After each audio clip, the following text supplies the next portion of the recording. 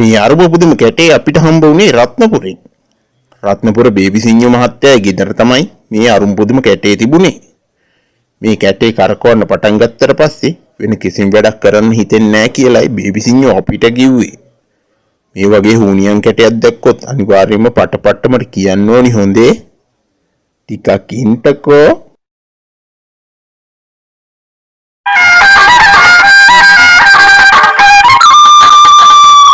මේ තියෙන්නේ ගැමුණු රජුරුවන්ගේ කාලේ දසමායෝධය කිරිබීපු කිරි බෝතලේ.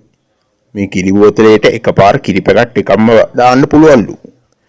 කවුරුවත් හිතුවේ නැති වුණාට යෝධයන්ට යෝධ බල ශක්තිය ලැබුණේ මේ කිරි බෝතලෙන් බීපු කිරි වලින්ලු.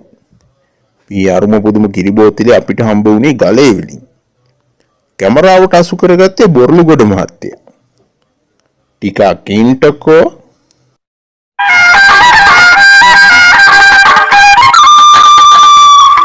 මේ ඉන්නේ ගුරාමල්ලි. ගුරාමල්ලි කියන්නේ YouTube කාරේ. channel එකක් හදලා අවුරුද්දක් ගත වෙලත් ගුරාමල්ලිට subscribe නැල්ලු. ගුරාමල්ලිගේ විශේෂත්වය තමයි ගුරාමල්ලි කියන කරන කිසි දෙයකට මිනිස්සුන්ට hina යන්නේ නැල්ලු. මේ වගේ hina යන්නේ නැති බිහිලු කරන කොච්චර කට්ටිය තව ඉන්නවද? ටිකක් ඉන්නකෝ.